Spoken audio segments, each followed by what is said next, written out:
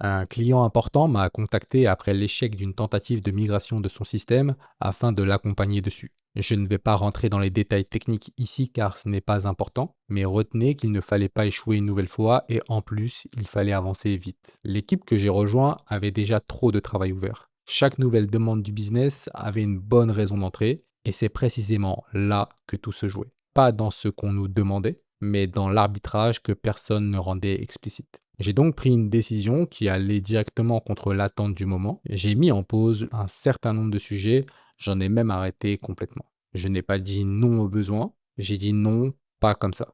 Dans cette organisation, précisément, cette position pouvait me coûter ma place, mais continuer à tout accepter nous exposait à reproduire exactement les conditions qui avaient déjà fait échouer les tentatives précédentes. Alors nous avons arrêté d'ouvrir de nouveaux sujets et comme je vous ai dit, j'en ai arrêté certains. À partir de là, nous avons commencé à terminer et à le livrer. Les fonctionnalités ont commencé à sortir rapidement avec la qualité attendue par le client. Pas parce que l'équipe travaillait davantage, mais parce qu'elle pouvait enfin aller au bout de ce qu'elle avait commencé. Ce jour-là, j'ai compris que changer de priorité n'était pas le problème. Le problème, c'était d'enchaîner les changements sans décider ce qu'ils déplaçaient ni reconstruire les capacités qu'ils consommaient pour le futur. Dans le plan, chaque nouvelle priorité paraît gratuite, mais dans le système, elle ne l'est jamais. Il faut qu'on en parle.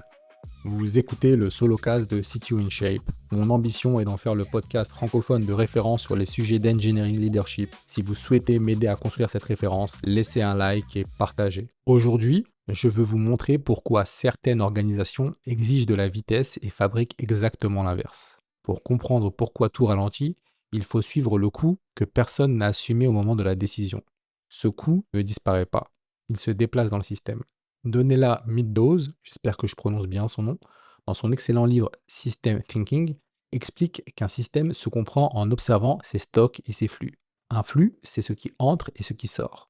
Un stock, c'est ce qui s'accumule. Assez simple jusque-là. Dans une équipe d'engineering, les flux sont assez simples à observer. Par exemple, les demandes et décisions qui circulent, les tickets qui bougent. Mais les stocks, eux, sont beaucoup moins observables. Et ils ne se manifestent pas au moment où la priorité est acceptée. Ils s'accumulent progressivement à travers le travail ouvert, de la dette technique qui s'accumule, le niveau de confiance qui baisse ou le niveau de fatigue qui augmente des membres de l'équipe et aussi la capacité disponible de l'équipe qui fluctue. Quand une nouvelle priorité entre sans arbitrage, le stock de travail augmente. Mais le stock de capacité, lui, que l'équipe peut réellement terminer, lui n'augmente pas.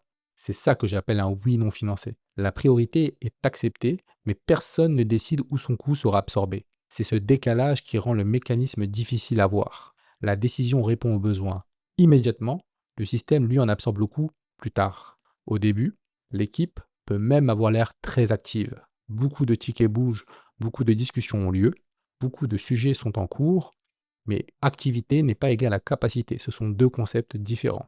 Parlons de l'activité. Concernant l'activité, le travail commencé n'est pas de la valeur livrée. En acceptant davantage de priorités, l'organisation croit gagner de la capacité. En réalité, elle augmente le stock de travail ouvert.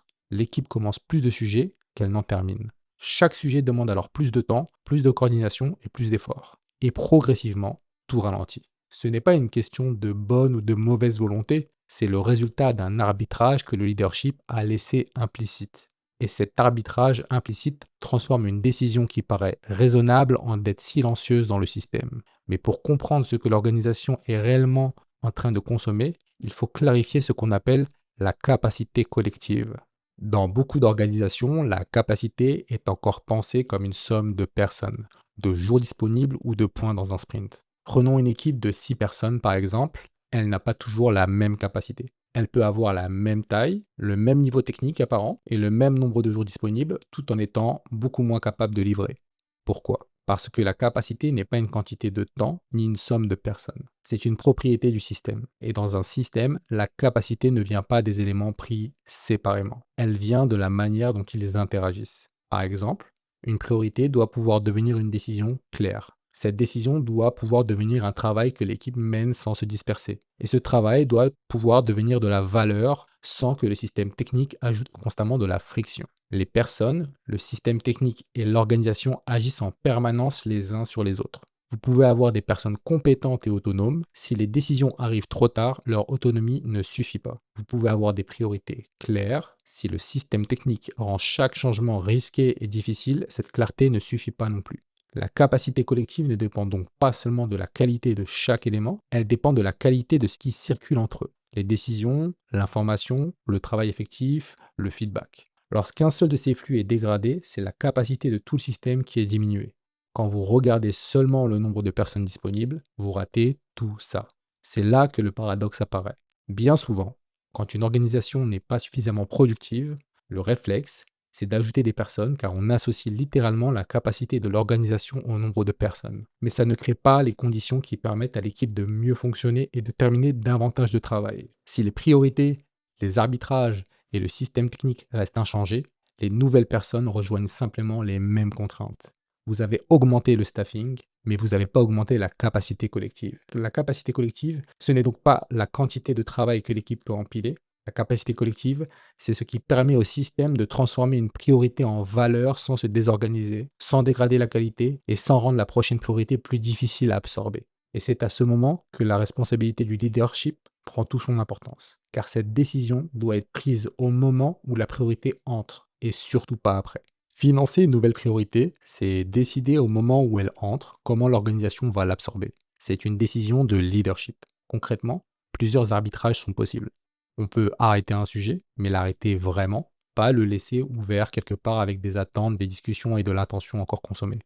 On peut reporter un sujet, mais reporter, ce n'est pas le pousser dans un brouillard, c'est lui donner une place claire dans le temps.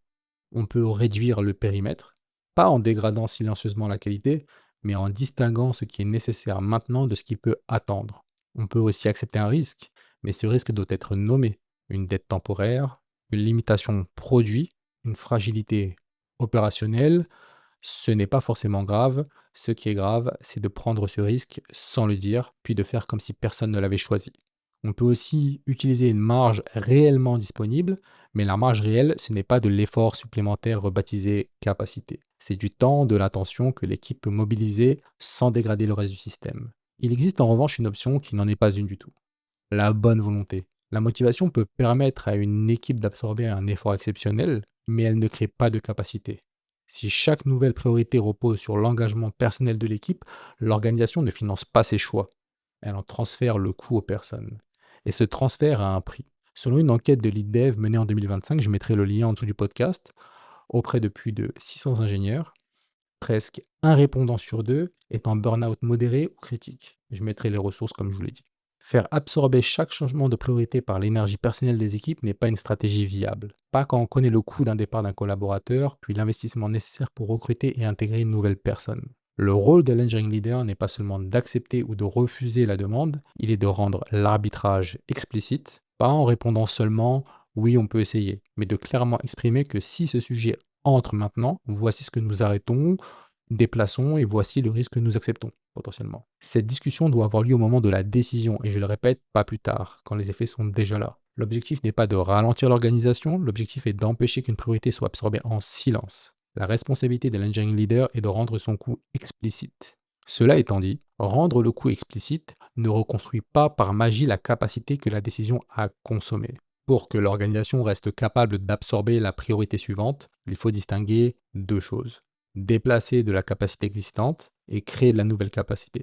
Déplacer de la capacité, c'est utile ponctuellement. On prend du temps de quelque part, de l'attention ou une personne clé quelque part pour faire passer une priorité ailleurs. Cela permet d'absorber le changement actuel, mais si l'organisation fonctionne seulement comme ça, elle ne devient pas plus capable. Elle redistribue une capacité déjà limitée. Et la capacité, c'est différent. C'est améliorer durablement la manière dont le système fonctionne. Concrètement, ça peut vouloir dire réduire le coût du delivery en rendant les personnes plus autonomes, en fiabilisant l'outillage ou même en clarifiant la manière dont les décisions sont prises. Le point commun, c'est que l'action ne sert pas seulement la priorité actuelle, elle rend la suivante plus facile à absorber. Une organisation qui reconstruit sa capacité ne se contente donc pas de dire qu'est-ce qu'on livre maintenant, elle demande également qu'est-ce que cette décision va consommer et qu'est-ce que nous devons reconstruire pour la suite. Ici, on est à mi-chemin, car se poser ces questions ne suffit pas. La reconstruction doit devenir une décision. Il faut nommer ce qui a été consommé, choisir une action concrète, lui donner de la place définir l'effet attendu et décider quand vérifier que l'action a produit l'effet voulu. Sinon, reconstruire la capacité reste une intention.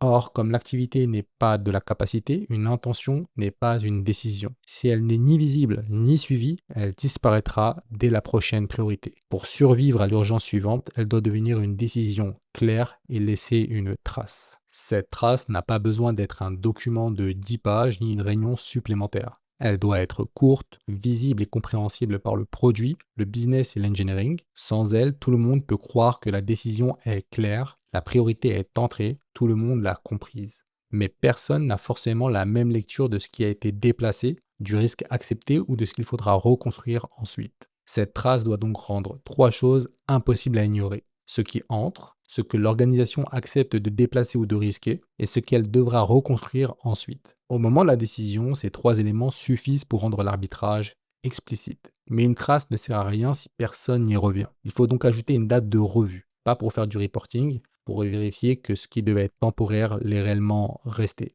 Sans cette revue, une dette temporaire finit par devenir une dette définitive. C'est un classique. Et un effort ponctuel finit par devenir la nouvelle baseline. Le format minimal doit donc produire 2 choses.